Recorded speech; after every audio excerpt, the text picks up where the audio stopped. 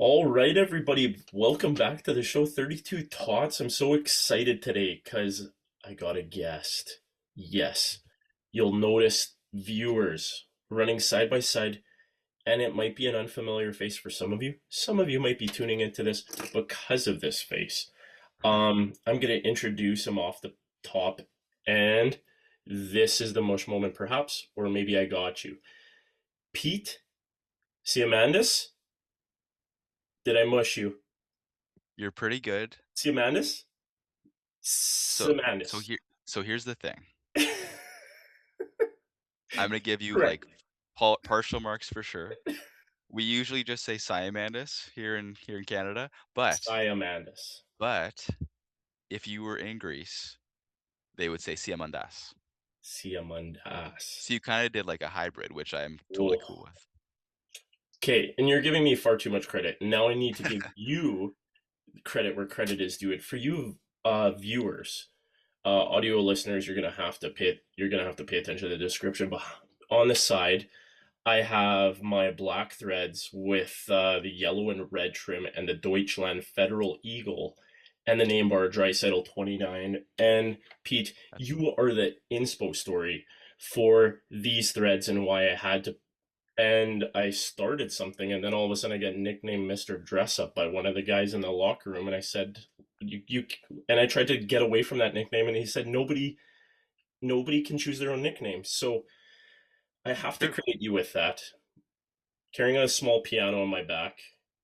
The hands don't match the stance, though. Please confirm for everybody I'm a digger. I am not a skill player, and I shouldn't wear that jersey in the Tuesday night hockey lens. Let's call you a middle six winger in the beer leagues. How about that? And that's fair. I think I know now, and I usually yap too much in the dressing room, and then I get out on the ice when everybody else has started, so I know that my spot is on the bench to start. So But yeah, I mean the thing that sticks out is that you do have a similar skating posture. yeah, yeah, you And pointed that out. you're kind of a similar size. I mean, Yeah, there's like you said, the hands don't match. I don't think the brain on the ice matches, but the skating stride matches. no, no. And I dig and I work hard, and there You was do. maybe one timer that I, what I've actually been doing with my son on the ODR, and this is maybe a little bit back because we're in off season activity mode, is trying to score closer to the goal line and mimic the name bar when I wear it, Pete. Because like the way that he can get his shot off and elevate it, and Like the nobody else. angles, dry settle like Nobody else has had an office from that spot on the ice. no, Nobody. no. It's Neon Leon's office. The great one had the other office, but he's got that one. Well, you had, I mean, the classic, yeah, the great one's the original, and then you had Ovechkin on the left, let's call it the ringette line or so, Yeah, yeah, yeah. top The of the ring it in the circle. hash. Yeah, just up from the Kovalchuk was kind of the same spot, right? There's been a yep. lot of guys that live in this slot, like Brett Hull, high slot type of guy.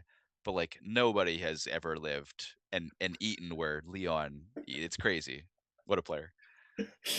What a player. Yeah, and so this kind of gets us, and I love how you listed off a bunch of guys, and it felt like Pete, you went back in a time machine. Oh yeah. This is going to be where we go back maybe a bit for your origin and your origin Yeah. thought, and a little bit of a connection with what's behind you. And for the audio listeners, we got the Yeah, yeah. Jets traditional logo with quite the array. You gave me Yeah. the little rundown and display of who's all presented on the poster. Though when we were doing some talk and connecting, I kind of wanted to let you give your origin talk. What brought you into the game of hockey? What was your hook? What was your curve, perhaps? And Yeah. I'll throw it over to you. Yeah, I mean, definitely hockey night in Canada, Saturday nights, 7, 8 years old. We're talking for me that's like 92, 93. Have pretty fun memories of two different cup runs. One was, Gretzky's Kings in '93 beating the Leafs in the semis, and then playing Montreal in the finals. And the year after, actually, even more vividly, I'd say when I was, I guess, about 9, the Canucks run, and which I was like, because I wasn't massively invested in either, like. LA, Toronto, Montreal. Like I was kind of too new to the game at that point. But then next year with the Canucks, I was all aboard the connect, like the Pavel Bure, What a Trevor train. Linden, like, Kirk McLean. That Rangers team they were good and they were deep. Mark Messier, still a good player at that point in '94. Brian Leach was unbelievable. I think he won the Conn Smythe that year. I think they had Zubov too. Like they just had Mike Richter and net. Like the Rangers were stacked, and the in Yeah. Vancouver. Vancouver, I think, was actually the underdog in round one in that season, or maybe not underdog, but like they were not a favorite along the way. Like they Do you were a good remember who team. they played on their run there? Can Well, you take us on the time machine?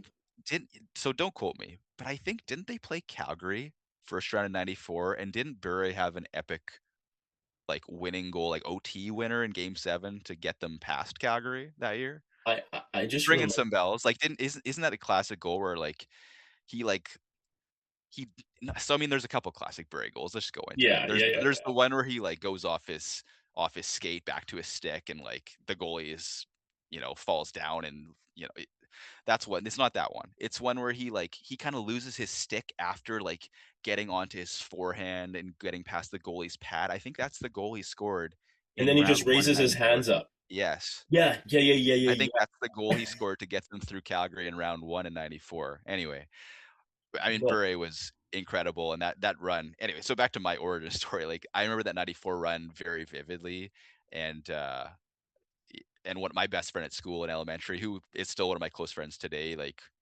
he was a huge hockey fan as well, so I think probably that helped as well. And I was just starting to get into playing a little bit too. So Yeah. yeah, 9 years old, and yeah, that's when I got into it, and certainly has never left me. And I've uh, always loved watching the game. I really love the business of the game. I used to write for Legal Curve for a few years, covering the Moose back when they first came back to Winnipeg in 2015. So in 2015, when I met my now wife and had a bit more free time and didn't have any kids, I think I went to 30 5 Moose games that year. I mean, you only have 36 home games. I went to 2 in Ricoh Coliseum in Toronto to watch the Marlies that year in the fall, and I think 34 of them in Winnipeg, plus Jets games that year as well. So that's when I kind of really got more into the sort of maybe the business side, the like Yeah. following it in a different way, and seeing and meet and that Moose team was, while they were atrocious, pretty cool because Josh Morrissey was on that team as a rookie. Connor Yeah. Hellebuck was on that team Yeah. as a rookie. Yoel Armia briefly was on that team before he got a call up. So even though the team was actually they were horrific, um, there were some future Jets and obviously stud Jets on that group that was pretty cool to. I wouldn't say that I like know them by any means, but like you do have two, three, four, five, 10 conversations with these guys over the course of a year. Um, and so yeah, like Eric Comrie, another guy that I remember seeing a lot. He Yeah. played for the Moose for years, and I remember I saw him enough that I felt like we were acquainted almost. I remember playing shinny against Eric Comrie and Seth Unreal. Griffith, and their girlfriends were there. Uh, anyway, we could go on this track, but um, yeah, it was a fun time covering the Moose for a few years there, and that kind of from being a little kid to that those years of my life where I got to be in the press box, and to now where I'm just watching as many Jets games as I Yeah. can, and watching this great game tonight between Vegas and Carolina. So Oh my goodness, what a segue. But I want to back the truck up yeah, just a little bit because you yeah, yeah, like Mr. Drive the Truck, Mr. Connor Hellebuck is the little yeah. line on the pod here. So he had come, if memory serves me right, you would have caught him right after his brief stint on the Rock with the Ice Caps, where they went pretty deep, if memory serves me I right. think they went to the final the year before, Yeah, okay. and I'm yeah, not misremembering like the Roger no, Clemens special, and but Morrissey was up for that run, and Lowry I think was part of that. He was a rookie the year before. Um, yeah, yeah, no, like, and then the guys age out and then they age up or whatever. So you got a little bit of a writer bent. No wonder we yeah, connected in the dressing room because yeah, to kind of get into what my background is and like studying communications, like secretly I feel like there's always a part of me that would have loved to be like a sports reporter, and now I get to like live yeah. vicariously with maybe connecting with you further on some So stories. Well, and that's how I felt at the time too, because I mean, ultimately, it's a volunteer position. It wasn't even a side gig. It was just a side thing that I enjoyed doing, and it was Yeah, never going to be my career. Um, I almost wondered if had I made it my career, like, would I have enjoyed it as much? yeah. I don't know. I think it becomes a grind, and then not that you can't enjoy the grind, you absolutely can, but I think I probably enjoyed it more knowing that it was not going to be my career in Like a some passion ways. project, so to speak. Yeah, I just did it because I enjoyed it with no illusion or aspiration to make it my full-time thing. Maybe I don't know if that's, the right way to look at something, but that's how I felt about it, and I have no regrets, so Well, that's maybe a little bit of this, and so I was so glad you could yeah. join the pod and the puck talk because like thanks for sharing your origin thought.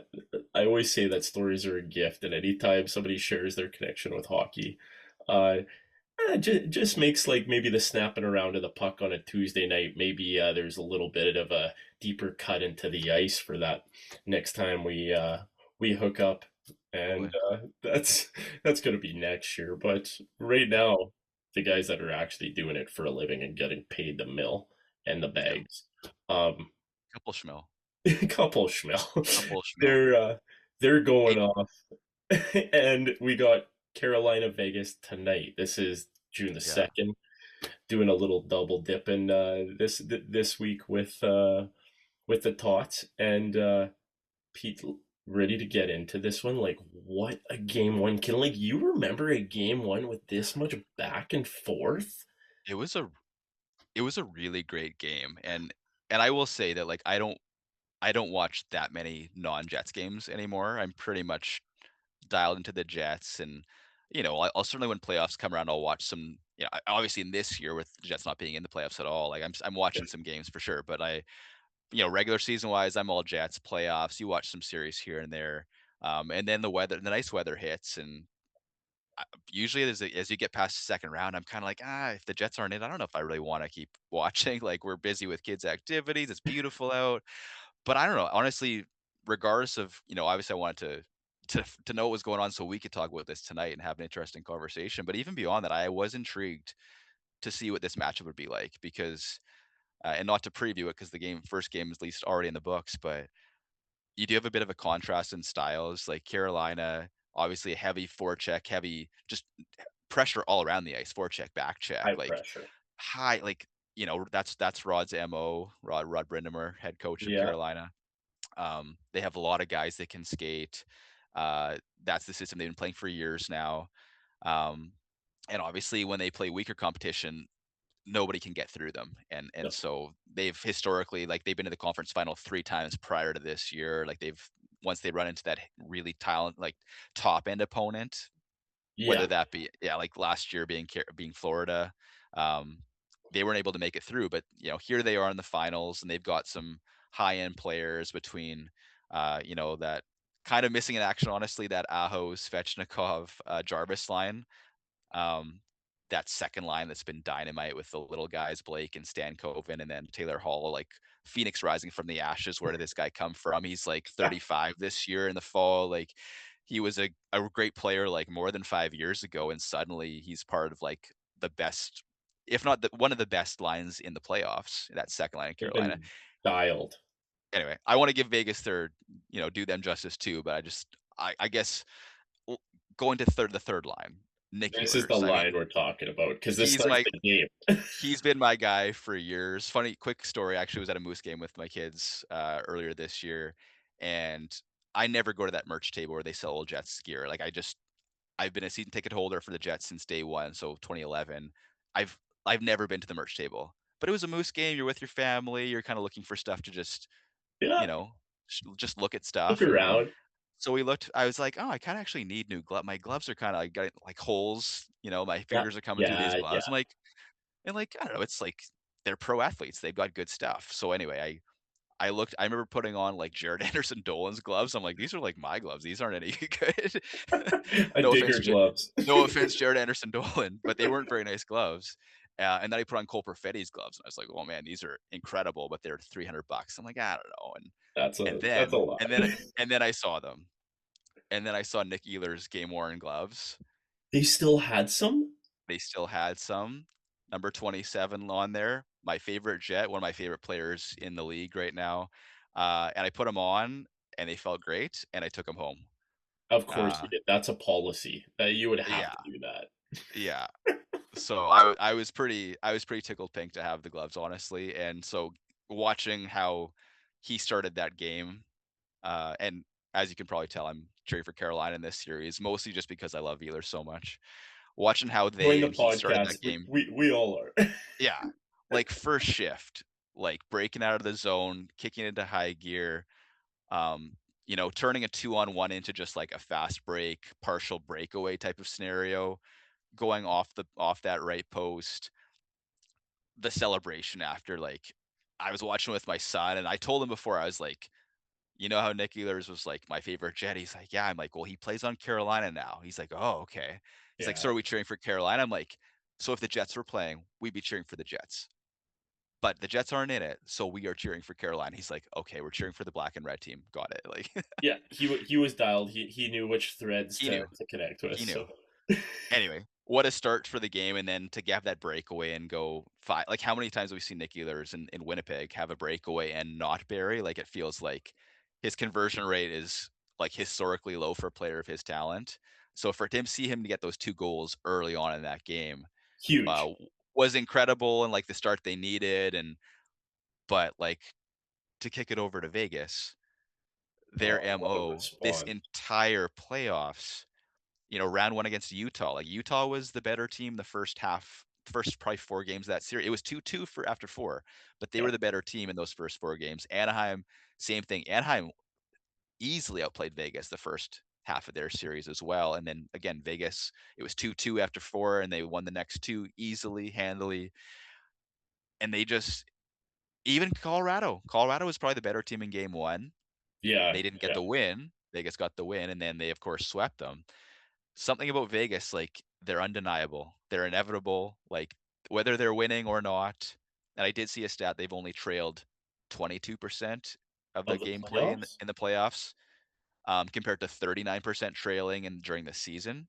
So, I mean, obviously, like, you can be even, you can be ahead, you can be trailing. So yeah, 22, yeah, 39 is probably a pretty high percentage, frankly, but 22 seems like a very low percentage and indicative of why they are as far as they are.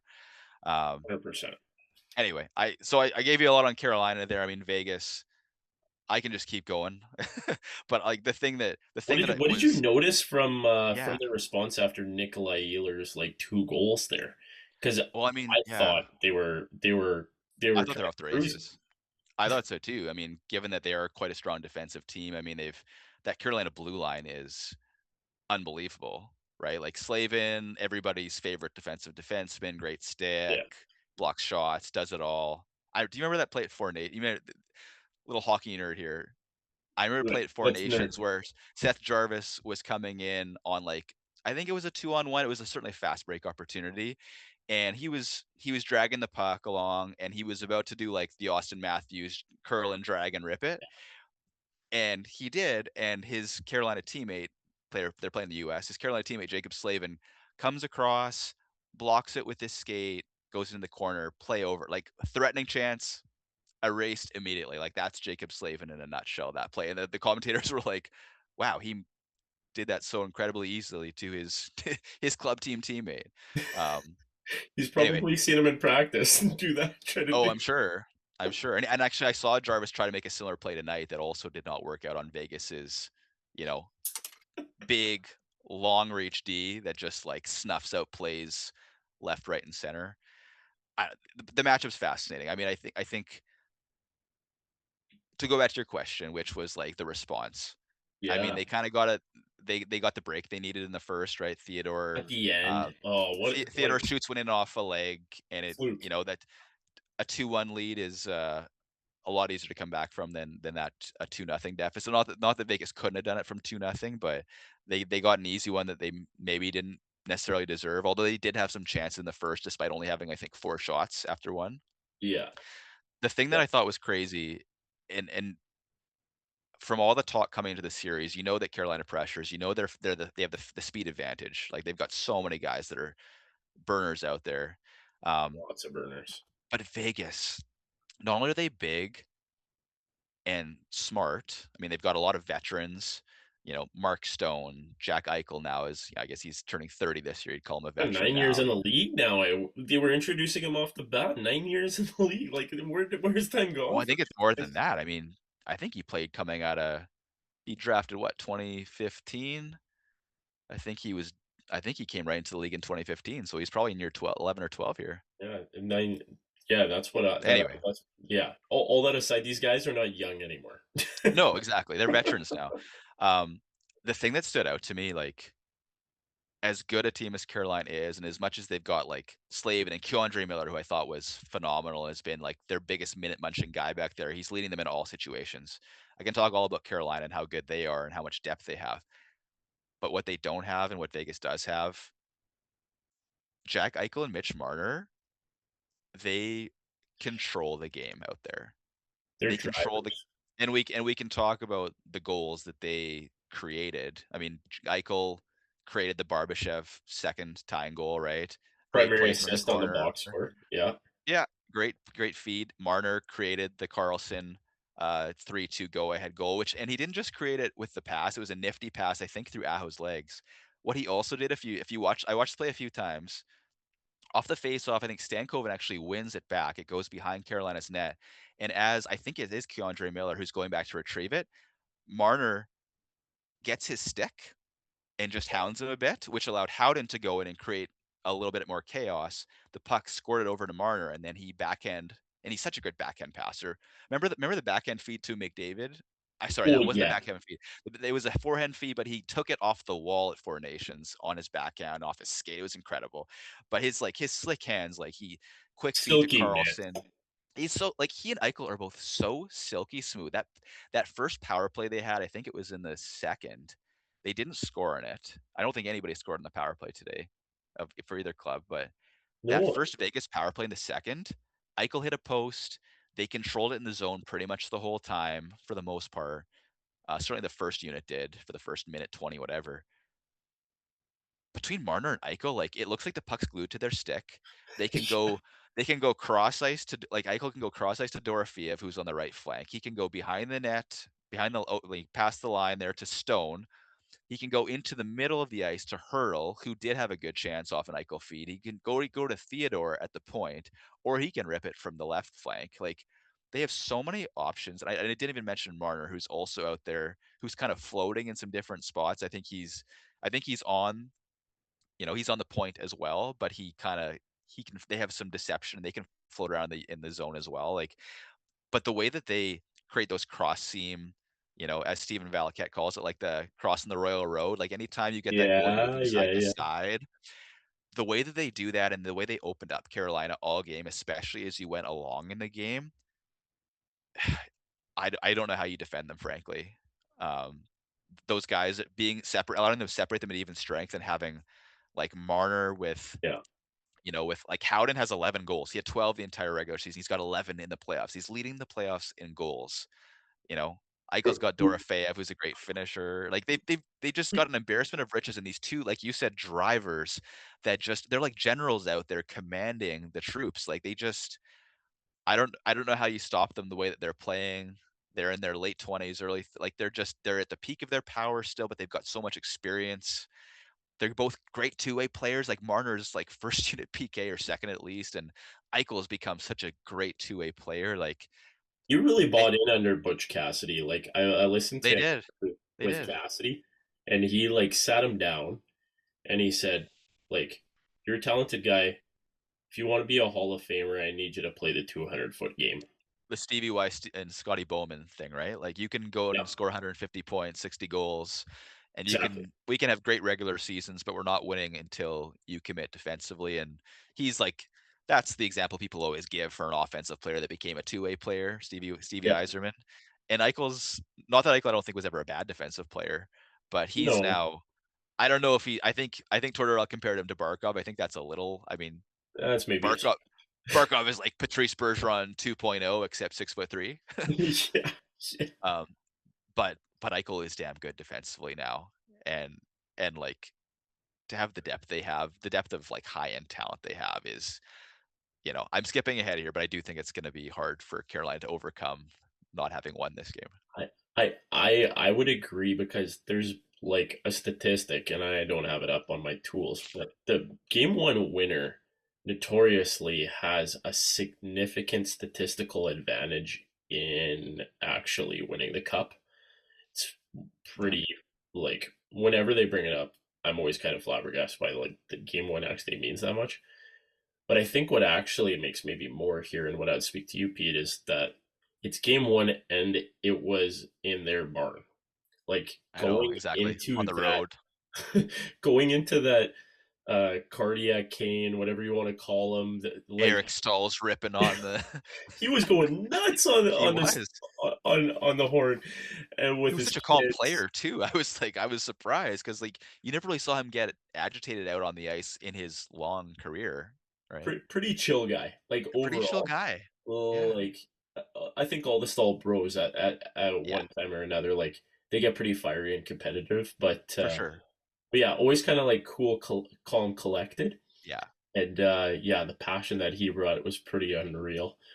Though, like them going into Carolina and getting this game won and coming out with it, because like to just go over it, like yeah, thanks Pete for giving the comprehensive. Like I just want to put some of the names behind this. yeah, Where yeah, you said nobody scored on the power play, and I'm like thinking back to my viewing, and I was like, yeah, like there was the one where um there was a puck over the glass that was kind of like one of those ones, like oh, yeah. like the nerves of the moment for Jankowski, like you got to be going to the box, like oh my Fourth line center plays 10 minutes a game too. yeah, and Like, you're costing your team, like you can't afford to do that. You got to be collected. There was that one, and then they killed it off, and there was also the other one where Jalen Chatfield, like yeah. just kind of a reactive play. And did I think that was like a little bit of embellishment? Like, I, everything happened so fast, and then when they slow it down on a replay, it's like easier to be critical. I know, Yeah. but both of those they kill him off, and then I can't remember where in the segment, but then the ghost Shane Gostisbehere goes down snapshot Under the arm. under the arm. Like I I was was wondering, like, like, where did that puck and go? Like, he was taking up the whole net, and you can see it go right under his, glove blocker side of the yeah, arm. yeah. And so you think, oh my goodness, like, and the crowd is surging, like it's storm surge, like Yeah. Oh, yeah. a hurricane style. Like I felt, and I was watching with my daughter on the couch, and I'm like, they're gonna do it. Like and me being like the eternal optimist, like Nikolai Ehlers is gonna get this one, and they're Hat gonna trick do in OT. it. And they go after, like Vegas goes down, and it's one of those moments of breakdown. It's easy for me to be hypercritical, like nobody builds statues for critics is a saying I say, but it's easy to be critical. But like Shane Gostisbehere goes from snapping it to tie it, and then he blows his coverage Yeah. on Thomas Hurdle on that game winner, where he just loses the inside positioning on him, Yeah. and Hurdle just powers past. And that's a little bit more of his game, and Gostisbehere is like maybe like more of a smaller, not the big reach defensive guys like Vegas has. And yeah, he walks it and scores. And Hurt that's Hurdle's interest I mean, yeah, massive goal, obviously. yeah. Um, Hurdle's interesting for a few reasons. So, one, obviously, the prime of his career, like, he was a very, very good dynamic player, more of an offensive guy when he was younger. He had the classic 4-goal game and Yeah, basically yeah. we'll leave Joe Joe Thornton out of it. we'll leave Joe Thornton out of it, but yeah, he had the classic 4-goal game, and then he became a really, like, two-way beast of a center, right? Like, big guy, good hands, never like a really fast guy, but just dependable and could pot 30 goals and 60 points. And then he got to Vegas a couple years ago in that deadline deal, like last minute deal. Big deal. Um, Yeah. and I think he was pretty good last year. And then this year, I think don't quote me on the stat, but I think he had like 2 goals the last 35, 40 games of the season. Like, Off end. Yeah. he was a ghost. And then at Olympics, he started obviously in the top 6 on Czechia, and I think by the end of the tournament he was like fourth line, not playing a primo position there. And I don't think he did a lot in the playoffs for the first 8 or 10 games. Of course, then he had I think it was the series winner against Colorado where he dragged it, then back end past Sam Malinsky, who had a tough go, I think, against Vegas in that series. So he got some confidence back, and then of course this massive goal here tonight. Like the thing I've heard about Hurdle is that he's apparently just the greatest, nicest guy, and even despite all the struggles he's had this year, he's still. I was listening to Jesse Granger, the Athletic podcast, who covers Vegas for years now. Very good coverage, great guy. Um, he's like, no matter how Tomas has been playing, like he greets you with a smile. You ask him your questions, and he just is a pro through and through. So I mean, I'm not a Vegas fan. You're not a Vegas fan. I don't know who is a Vegas fan, but part of me is like, well, you know what? Tomas Hurdle at least sounds like a hell of a guy. So good Yeah, for him. yeah, yeah. Sounds like a great guy with being a pro, right? Like it's one of those things.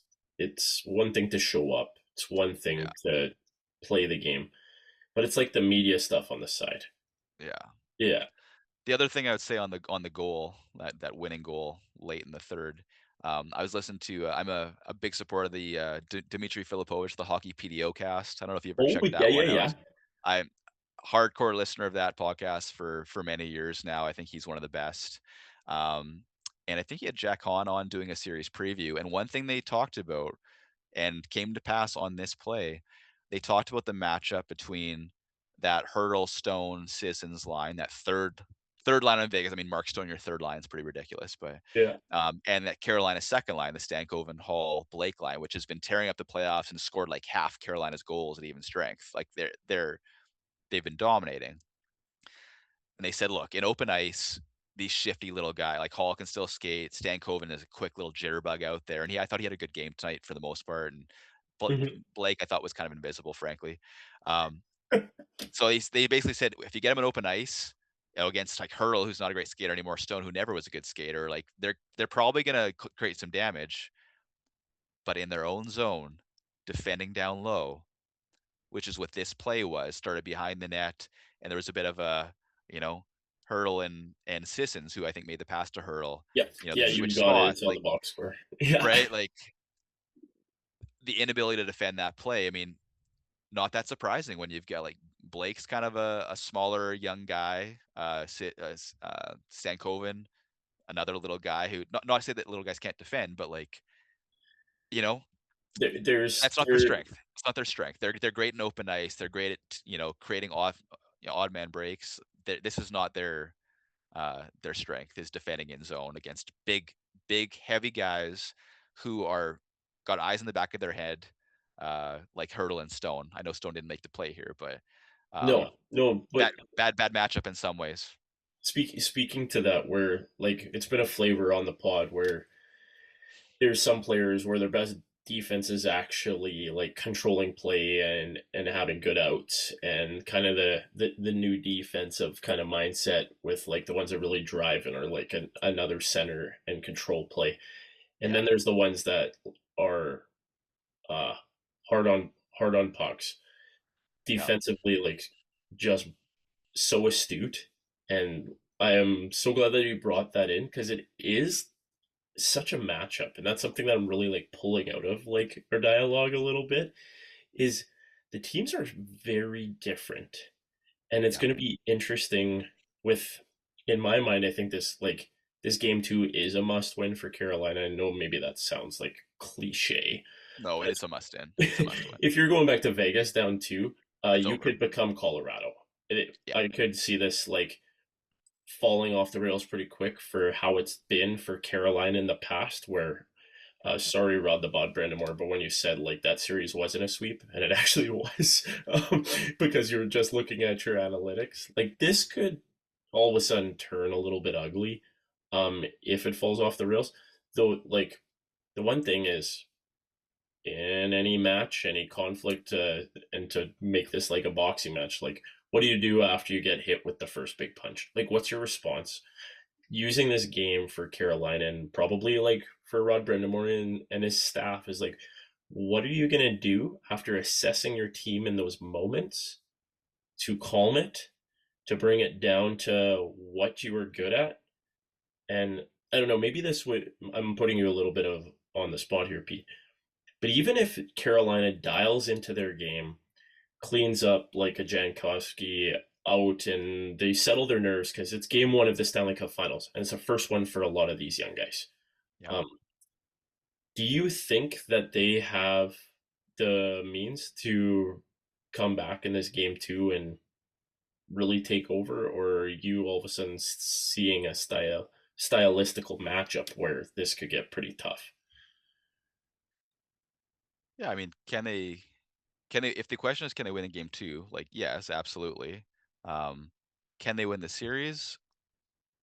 I don't know. I think Vegas was the favorite coming in, a slight favorite, and they certainly did nothing to dissuade us from seeing them as the favorite. I mean, if you kind of look top to bottom, like who would you take in goal the way they're playing right now, Anderson or Hart? I mean, I think Hart's been the better goalie in the playoffs. Anderson's numbers are sparkling, but I think he's played behind such a great team, great defense that he's been a very good starting goalie for a long time, but like at this stage I'll take Carter Hart the way he's been playing the last month and a half, 2 months. You know, defensively, maybe a wash, maybe you give it a slight edge to Carolina. Up front, I mean, yeah, that second line Carolina's been great. The third line, the Ehlers line with Stahl and Martinick's been great. But come on, like Eichel, Eichel, Marner, Eichel, Marner, Stone on three different lines in that top nine, each able to drive a line, each great vision, great hands, great defensively. Yeah, That's tough. And especially with Carolina, like the second lines, the Stankoven line's been great in the playoffs. The Ehlers line's been great. The Aho, Svechnikov, Jarvis line has been MIA for most of the playoffs relative to their talent level. yeah. They're For that to be their third best line in terms of offense in these playoffs, and for them to be in the finals is frankly incredible and a testament to how good those other lines and players Ooh, have been. And the yeah. fourth line's a good line as well. I mean, if Carolina has an edge up front, it's probably like a marginally it's a slight edge on the fourth line, but I think it's probably Super marginal, but immaterial. yeah, Probably immaterial. But like so I think the long and short of it is if you could get the Aho line going, and if that could truly be their top line, and if the other lines could keep playing the way they've played, then they absolutely have a chance to win this series. If they don't, I would imagine. I wonder if that sort of kid line of Stankoven and Blake with the veteran Hall, like I wonder if they can really keep up what they've been doing so far against, you know, maybe. Philly's a strong opponent defensively, but like they're not a tremendous opponent. They're nothing like Vegas, right? Montreal is a great young team. They're on the rise, tremendous offensively, not the best structurally defensively. Like, Yeah, I think they had opportunities to really take advantage of some secondary and tertiary even lines on those weaker clubs that didn't really have the depth that Vegas had. And I don't know if those matchup opportunities will be here against such a strong team like Vegas top to bottom. So if the Aho line doesn't get going, I don't think yeah. Carolina has the goods. Oh, yeah. No, like, and for Prince Nikolai, I call him, of Oh, Denmark. Um, for what for a the start player. that he provided, and you kind of feel like what else could the rest of the team have done? But like Yeah. it's it's Ehlers, Stahl, and then you go and then it's Yeah. Gostisbehere. Like, where are the other forward lines? Because I was one of those ones. I'm in a bit of Peter. You in any playoff pools? I'm actually not this year. Oh, No. okay. Well, I'll have to rope you in for the next one because I found a really cool format that I got on, and now I just want to take like a good thing and keep spreading it around. But there was a one that I'm in where it's elimination pool. You Yeah. have to take one player from all of the 16 teams in the playoffs. Yeah. I don't know if you've ever played this format, but it No. was very fascinating drafting on the board and like Yeah, it's all tough. of the different like I'm not an Excel guy. I'll be Yeah. honest. I'm Yeah. more of a presenter, being an educator. But all the different lines and the teams and making sure you're following it, Yeah. and it's one of those things.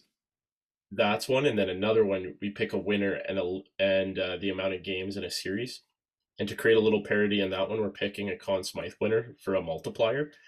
Yeah. And I got to gain some points, and I thought, and looking at Taylor Hall's game and the way he goes hard to the net, and how I've really noticed his playoff drive kind of elevate. I was expecting a little bit more.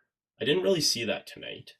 Um, No, I thought that line was quiet. I thought Hall and Blake were both quiet. I thought Stankoven had a few chances. He had a breakaway first half of the game that he didn't convert on, and then he almost got behind the defense another time and wasn't able to quite get in with the puck past them. I thought he was noticeable, but yeah, I mean, overall, I didn't think that line carried the play. Certainly, the third line for Carolina was their best line by far, not just because they got the first three goals, but you could also see them just getting zone time, getting other chances. Um, but yeah, I just felt like as the game went on, Vegas seemed to take over more and more. I think shots were 12-4 after one, and by the end of the game, they were like third period. The announcers was Cuthbert was talking about how like shots are pretty much off by one, faceoffs were off by one, shot attempts were off by one. Like they were all so tight. Um, Meaning that after that first period, really Vegas had a territorial advantage of the rest of the game, and um, yeah, I mean they've done I that to every series, every team they've played. They haven't always started off with the lead, whether in the series or in a game, but as the game and the series have gone on, they just get stronger and stronger. And they don't they were giving up fast. The first half of the game was like uncharacteristic because they've generally not given up a ton of odd man rushes in the playoffs. yeah, And of course, Ehlers created two, and Jarvis had one. yeah, Sorry, not Jarvis. Stankoven had one. Um, but then the rest of the game, like as it wore on, you know, Carolina wasn't getting behind the D. They weren't getting much from the slot or in tight. They weren't getting like, and Vegas just doesn't let passes across the zone. Like all these defensemen are 6'2" plus. They've always got their sticks out, and on the forwards are always pressuring back. Like William Carlson, who we haven't even mentioned yet, which is yeah, William Carlson is probably one of the most underrated players in the league. And he did miss 6 months this year. So if you look at his stat line this year and you're not familiar with him, he's not going to jump out to you. But like when they won the cup 3 years ago, he was their matchup guy and as a center, and he's still a great matchup guy. He's not going to like put up tons of offense anymore, I don't think, although he did score the third goal. yeah. Um, but he's such an important player for them. They're just full of these guys. They have all these guys that are smart. Not necessarily the fastest, but they can skate. They're hard on the puck. They can play a 200-foot game, quote unquote, and they all have a bit of offense in them. I just don't know where's the advantage for Carolina? Yeah, and like this game was pretty telling in kind of going over because yeah, you nailed it off the bat. Carolina came out hot. It was 12-4 with the shots, and then Vegas responded with 11-4, and then it was pretty much like between three and the third period exactly. I just wanted to really highlight that. For me, Yeah, it almost looked a lot very, or pardon me, it looked very similar to the way that Montreal came out so hot in a couple games and then as the game kind of wore on, uh, Carolina did what Vegas did in this one, yes, they where dictated. like they responded, they suffocated them, and like they didn't really let them play their game at all. And Early in that game, like it was really a tale of two games because that first period, Carolina was pressuring Vegas on the forecheck constantly. yeah, They generated so many, you know, giveaways by Vegas. Like, what was I mean, obviously the Ehlers goal was him pressuring at the blue line and then yeah, getting in alone. Um, but even that third goal, that Stahl goal where Ehlers, kind of screened Hart and then Stahl fired it kind of high blocker side. I think that was Hannafin gave the puck away at the blue line yeah, and then puck found its way to Stahl and, good timing on the shot. There were a lot of giveaways the first half of that game, especially the first period by Vegas in their own zone that led to other chances that they didn't bury on. And then you didn't really see much of that the second half of the game in the third period. Like that Gostisbehere goal was like really shouldn't have gone in. Like that probably should have been a 4-3, 5-3 empty net kind of game yeah, had he not been able to tie that up.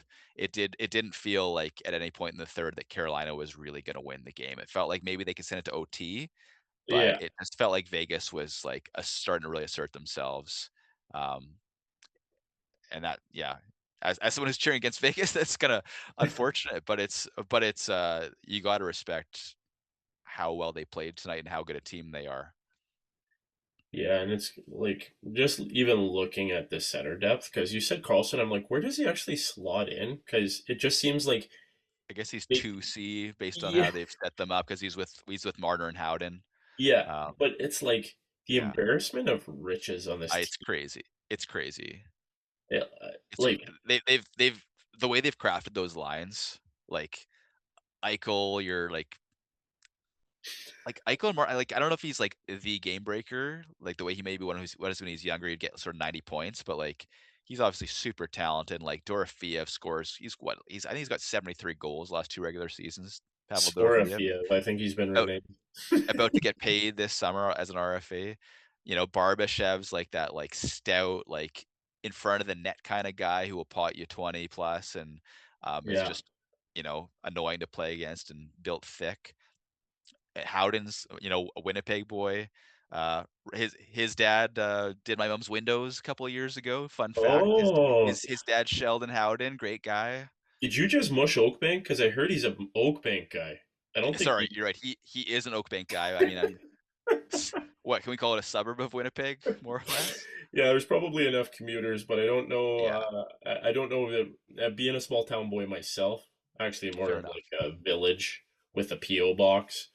Yeah, You got to put some credit on the small town names and the products that you're they're right. put.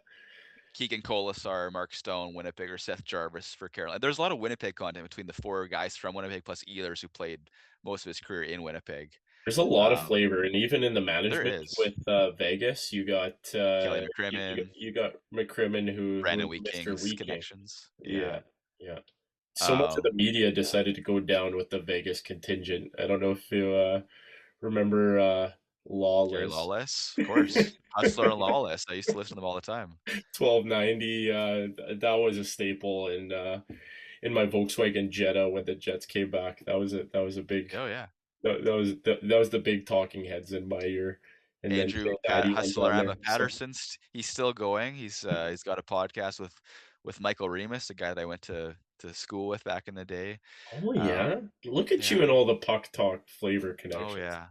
And actually, and Hustler, I wouldn't say that I know him, but he went to school with my cousin just randomly.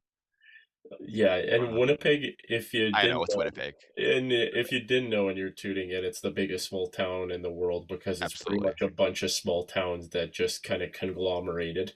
Half a degree of separation. Yeah. You play the name game and you play Yeah, you play which neighborhood you're from and which pretty Simpsons much. character you connect with from the map. I'll have to clip that and ship that. That's a fun one. Have you ever seen the like list of characters from the Simpsons and connected with Winnipeggers?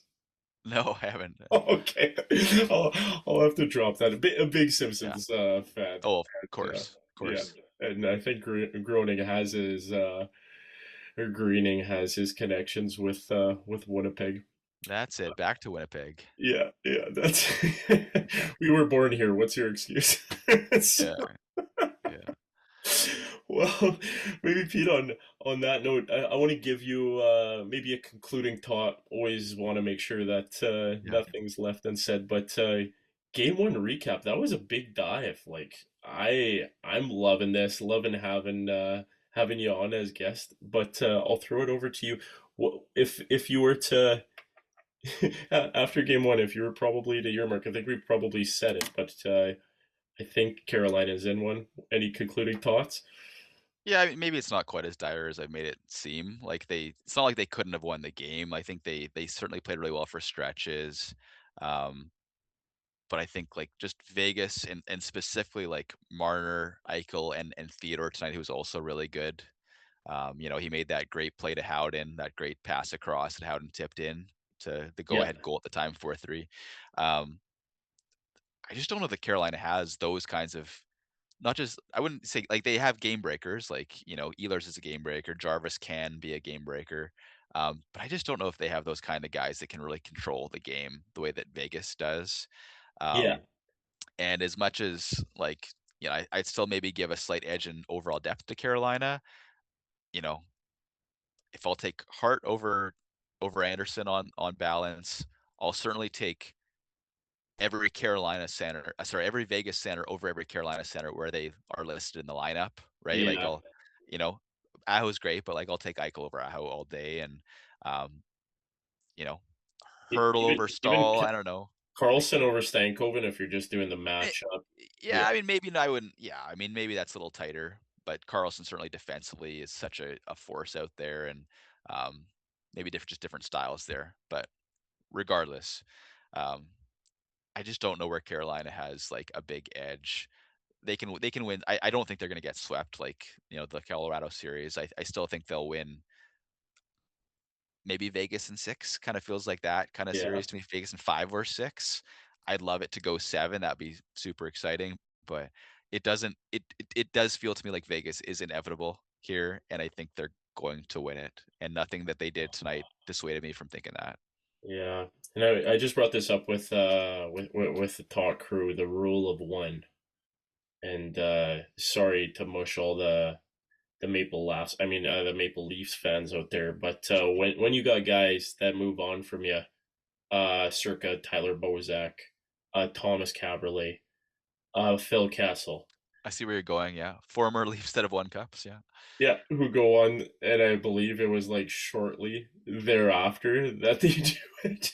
um, Yes, Caberlet and what in Boston, yeah, Caberlet, Bose, Boston, Bozak, Bozak in St. Louis, St. Louis Kessel Blues, obviously in Pittsburgh, 2 of them. Pittsburgh. Probably maybe robbed of the Conn Smythe, Phil Kessel. I mean, I Yeah, think not that anybody's going to argue against Crosby winning the Conn Smythe ever, but like no. Phil Kessel was dynamite. I forget if it was 16 or 17, but HBK one of line, those. HBK. Yeah, Yeah, that's right. That was what Kessel, Bonino, Hagelin, Bonino, Bonino, Bonino, Kessel. Bonino, Bonino, and Haglund. Yeah, Good third line center. That's actually interesting that you bring that up because that line is, in some ways is constructed very similarly to Carolina's third line, right? If you got like Kessel and Ehlers and skill analogous and there, driving. Yeah, you know that two-way center like Stahl. I mean, they're different body types and all that, but yeah. like No, two-way guys. And then you've got that like Hagelin's more of a speedster. Martinuk's a hell of a forechecker, but like yeah, not like the other two, not high-end guys, but like very capable defensively and can like push the play in the right direction, similar to Stahl and Martinuk. Like very and both extremely effective lines yeah, for those teams. yeah. No, and The thing that, of course, Pittsburgh also had Crosby and Malkin on other lines, and Carolina has Stankoven and Aho, those which are very good players, but like they're not not Crosby and Malkin. generational yet. They're not Crosby and Malkin. No, no, no. But hey, Pete, I think we're gonna book this one. This was like we rocked it. I'm gonna like let's clip this We did it. and we'll We did and it. we'll ship this. Clip it and ship it. Yeah, that's the new tagline with the crew. Clip it and ship it. And Couple of tots. yeah, that was a plate of tots. Welcome to the tot crew. That was something. Uh, have to have you back on again with some of the with some of the AHL content and oh yeah, there's that other cup. We're just talking Stanley. There's the Calder. You'll have to stay tuned The Mem for more content on the Memorial Cup. But Pete, thanks so much for prospects. coming on. We got a lot to talk about down the road. Lots to talk If about. if Lots to if talk. you want to sneak in a draft preview show, that would We're that having would you. be it for me. That would be it We're for having me. you. We'll play box with Yeah. the talk crew. Luke and Elijah want in. So if Can I we can just play quickly box, say one thing? Can I quickly say one thing oh, on the draft? drop the draft. Give us a little thought here. 2011 Jets, obviously their first draft. It was only announced they're coming back. What, like end of May? May it just End of came up in May? my feed. 29. Yeah, Yeah, yeah. And like a month later, 4 weeks later, they're at the draft in Minneapolis. yeah. I went with a friend to Minneapolis to the draft that year. We Unreal. Jets were picking 7th. We obviously know how that played out. Nugent Hopkins went first. Landeskog went second. Um, Adam Larson's in there. I think he went 4th to New Jersey. Strome is in there. Some people thought Strome might go 7 to Winnipeg. Zibanejad went 6 right before us. And then we're picking 7. It's like Couturier hasn't gone. And he was kind of, at one point that year, he was supposed to go first. Who's supposed to go first? That was the guy on my board. Yeah, Yeah. everybody's bored at that point. And we got there a little late, so we missed the first couple of picks, but we were there, maybe 10 minutes before the Jets picked at 7. And there was a group of Winnipeggers who like were towards the top of the Excel Energy Center in Mini. Actually, I shouldn't Excel say in Mini. It's actually not in Mini. It's actually in St. Paul. um, thank you, in St. Paul. Yeah, But I regardless, got you. um, and we're like, the pick's about to happen now, and we're like, we know that Couture is like the consensus guy to be picked, Yeah. and so the way that, as you know, the way the draft works is they don't just go like Winnipeg Jets select Mark Scheifele. They go from the team name. So, Very they cold. from the Barrie Colts of the Ontario Hockey League. Mark, because everyone's thinking, I think Couture was, I think, like Drummondville, Yeah, it was Voltigeur in the QMJ. Yeah. Q. Yeah. So we're expecting them to say like from Drummondville, Voltigeur of the QMJHL, Sean Couture, and like I was actually videoing this on like an old camera, like a digital camera. This is 2011, right? I'm videoing this on a digital camera, and they start saying like from the Barrie Colts, and I was like, what? Yeah. And all of us were like kind of speechless. We're like, What? what? Actually, I shouldn't say it was speechless. I actually wasn't speechless. I actually was yelling to the camera no at the time, which is so stupid in retrospect because Shifley's become an unbelievable player. But we were just shocked, and we were just expecting Couture to be the guy. I don't want to go too far down this, but I'll give you one teaser that we could talk about if we Let's do a draft thing. let's do it. I did manage to get into the Jets post-draft suite on this day, on day 2, actually, not day 1. I didn't meet Scheifele, but I'll tell you the story next time we talk about like Yeah. meeting Cheveldayoff, meeting Claude Noel, um, talking to some Jets. I have one spicy story that I'll save. Talking to a Russian scout of the Jets, and about a player who was drafted that year who is very prominent in the NHL now. I'll just Leave it there. cliffhanger. Okay. But you Let's might do it. you might it's not a good it doesn't reflect very well on this particular individual, unfortunately. Oh, well, that's something to thought about and leave in the vault that we'll have to Leave it in the bring out. vault. Yeah, Yeah, yeah. Or like it's not the freezer's not a frozen tot, but if we're connected with tots, we're gonna have to pull it out of somewhere, and we don't want them to get all soggy in the vault. But yeah. um, Pete, on that note, I want to leave it on this cliffhanger. Let's leave it So in. yeah, listeners, See, viewers, season 1 is ending, or season 2 will be yeah, yeah, yeah, arriving yeah, yeah, shortly. yeah. Yeah, Off yeah, season thoughts are coming up. Pete's coming back. We have to have the resolution to this plot. And yeah. for us at 32 Thoughts, Pete, thanks for joining today. And Thanks for having me. It's thanks, kind of fun. viewers and listeners, for joining. And stay tuned. We got spicy Russian scout thoughts coming up.